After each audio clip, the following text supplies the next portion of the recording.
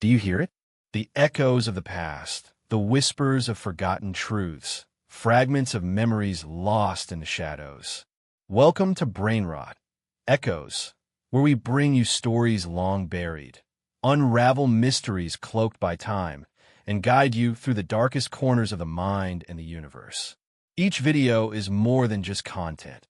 It's an echo resonating deep within, urging you to question, to wonder, to explore. Backend index pointing right, hit subscribe, turn on the notification bell, and join us in listening to the echoes the world tried to silence. Milky Way Echoes from the Void. Part 1. The One Left Behind in the Void. The space beyond was terrifyingly silent. From the cramped cockpit of Odysseus-IV, Joren stared out at the endless black, where nothing existed but the deep darkness and the scattered points of distant stars. He tried to take a deep breath, but the air was thinning. The oxygen filtration system had malfunctioned 4 hours earlier, after a collision with an unnamed drifting meteor fragment. Joren had checked, repaired, and prayed, but prayer was useless out here. A faint hissing sound echoed in the cockpit. Or was it just his imagination? Joren closed his eyes, feeling his heartbeat pounding in his chest. Where am I? He wondered. Just a scrap of steel adrift in a sea of stars, so far from Earth that any distress signal was a dying whisper in the endless void. He glanced at the control screen. Red characters blinked endlessly. YAML. Sao Shu. Error 97B. Communication failure.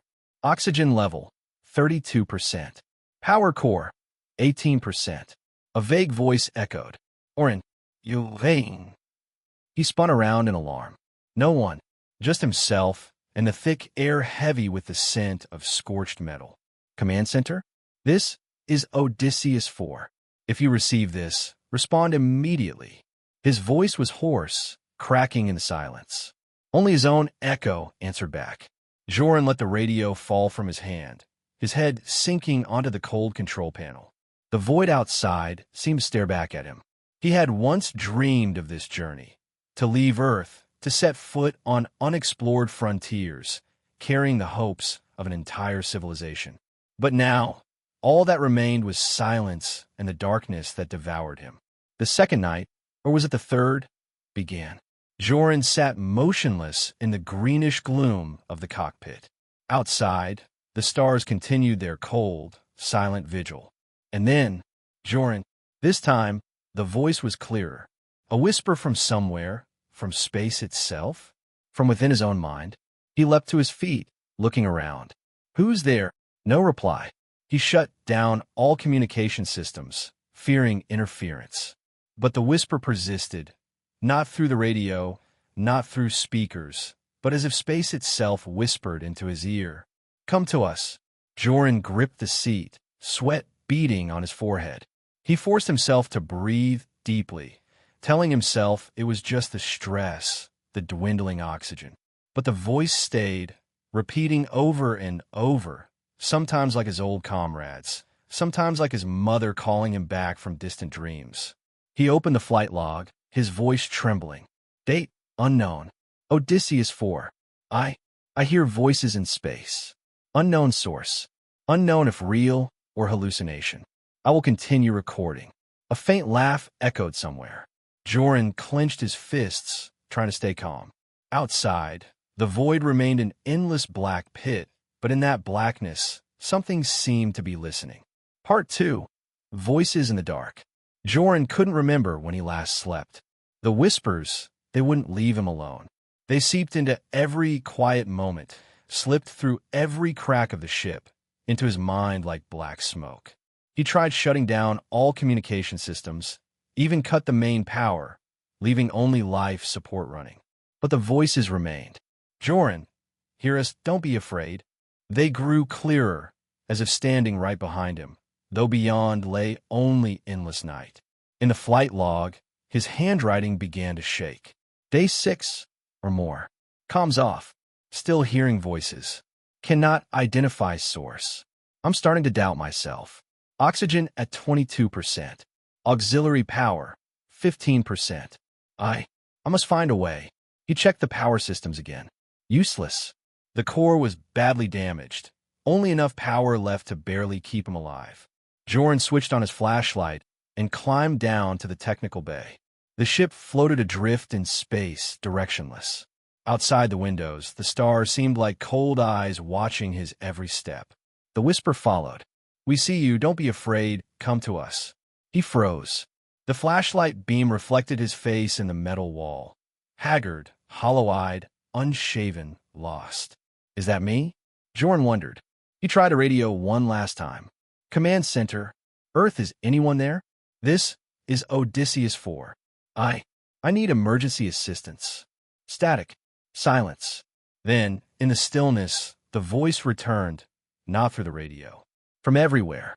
"You're lost, Joren," he shouted. "Shut up." His voice shattered, echoing through the cramped cockpit. But the voices didn't stop. Sleep came to Joren like falling into a pit. He dreamed, or thought he did, of blurred shapes sliding past the windows, endless shadows.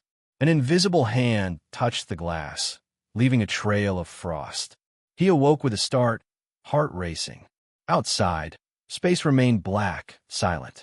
But the frost mark remained. Impossible. Days or hours passed. He no longer knew. Joren lost all sense of time. No more day or night, only voices and darkness.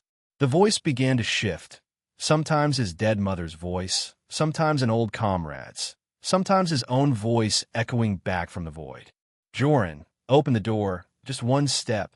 He collapsed to the floor, hands clutching his head, trying to hold back the rising madness. They're just illusions. My own fear. My loneliness. But part of him began to believe, out there, in the dark, something was truly waiting.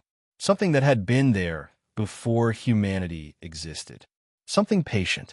Flight log, shaky handwriting, smudged with trembling fingers. Can't tell what's real anymore. Space is talking to me. I hear it, see it. I think I understand it. It's lonely. Like me. It needs me. Joren stood at the airlock. One small pull, and the door would open. He would drift into space, or become part of it. Outside, the darkness beckoned. "Come to us. We've been waiting." His hand trembled on the lever. Part 3. The breaking point. Joren stood frozen, the lever cold beneath his fingers. His flashlight flickered, casting warped reflections of his face on the glass. No longer himself. A stranger stared back, wild-eyed, sunken-cheeked, skin pale from lack of oxygen. The darkness outside seemed to draw nearer, coiling around the ship like a predator. "Just one step, Joren. We will take you in." The voices blended, hundreds, thousands, whispering, pleading, commanding. He shut his eyes tight, sweat chilling his spine. "No, I'm not insane. This can't be real." But when he opened his eyes, he saw a shape beyond the glass. A face featureless like mist, staring straight at him. No eyes, no mouth, but Joren knew it was watching, inviting him. He staggered back, slamming into the wall. The shape dissolved like smoke. Hours or days blurred together as Joren wandered the ship like a sleepwalker. He heard the voices in every sound. The hiss of the vents, the hum of the hull, the ragged gasp of his breath. "You can't resist the void, Joren. You belong to it." His log, scrawled in shaky letters. "No one hears me anymore. Only it. The void speaks. The void lives. It's lonely. It needs me. I hear it clearer than I hear myself." He began speaking to the voices. "Why do you call me?" They answered, "Because you're like us, alone, forgotten, lost." He gazed out the cockpit window. A strange star flickered, then vanished. Or was it illusion? No one answered. No signals. He dreamed of drifting from the ship, floating among the stars, lifted by invisible hands, merging with the black, vanishing into it. He woke, tears streaming down his face. Was that freedom? Or death? Breathing grew harder. Oxygen dwindled. But Joren no longer feared death. What terrified him was that the voices remained, even when all else faded. He began to wonder, were they his own fear speaking back? Was space just a mirror, reflecting his loneliness as terrible whispers? But then the voice mocked. "You think you understand us, Joren? You are the latecomer. You are but a speck of dust in the void." He sat in darkness, systems off, surrendering everything. In that moment, he felt himself floating, weightless, bodiless. Open the door, Joren. Let space embrace you. His hand again touched the airlock lever. A gentle pull, and it would all end. But deep inside, another voice spoke, his own, before fear swallowed him. This isn't the ending you choose. You are not one who gives up. He wept, collapsing onto the cold floor. The echoes fell silent, as if severed. Pure silence of the cosmos returned. Part 4. Light in the darkness. Joren stared at a light, growing in the darkness beyond the window. Not a star, movement of vessel. A blinking light. A strange signal, unfamiliar. His heart raced. Someone. Maybe salvation. Or, the whispers rose, now a storm roaring in his mind. Don't trust it. It's no savior. It is us. We have come for you. Open the door. He stood, panicked. His flashlight flickered. His shadow stretched long across scarred metal walls. Part of him longed to send out an SOS, the last desperate signal. Another part urged, just open the door, let go. In the pain, the voices. Joren clenched his fists, pounded the wall. Shut up, all of you. But space did not fall silent. It answered with a different sound, a resonant song from every corner of the universe, echoing the beat of his heart. You belong to us. He saw the object through the window.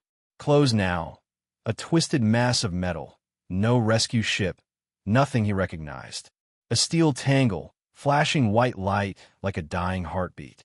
He lunged at the console, powered up emergency beacon, hands shaking as he tapped SOS over and over. This is Odysseus-IV. Can anyone hear me? I need help. Please respond. No answer. Only his own voice's echo, and space's song filling his mind. It wasn't a rescue ship. A trap. Part of the darkness. Part of what had called him all along. He backed against the cockpit door. The ship's warning lights glared red. Outside, the light loomed closer, ready to consume his tiny vessel. The song of space became weeping, laughter, screams.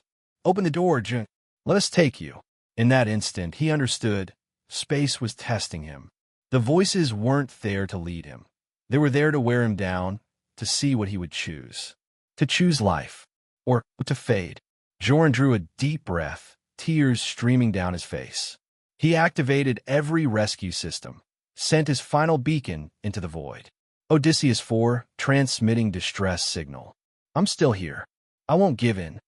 The light outside stopped. The steel mass floated, motionless, waiting. The voices softened, then faded. No more calling, no more song, no more laughter. Only the pure silence of space.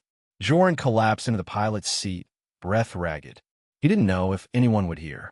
He didn't know if that steel shape was wreckage, a being, or the final trick of a dying mind. But he knew one thing. He chose. He didn't open the door. He didn't give in.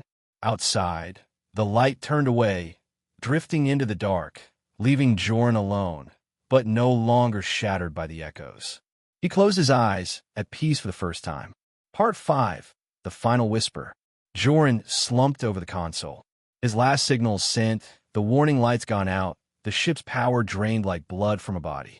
He gazed one last time into the black, searching for light, motion, the smallest sign that someone was out there. But no, only endless night. Only stars so distant they seemed imaginary.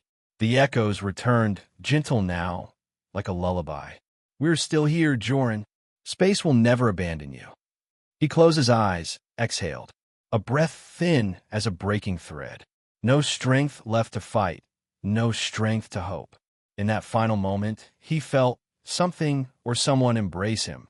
The void, the dark, the eternal stillness. Odysseus-IV drifted endlessly among the stars. No reply ever came.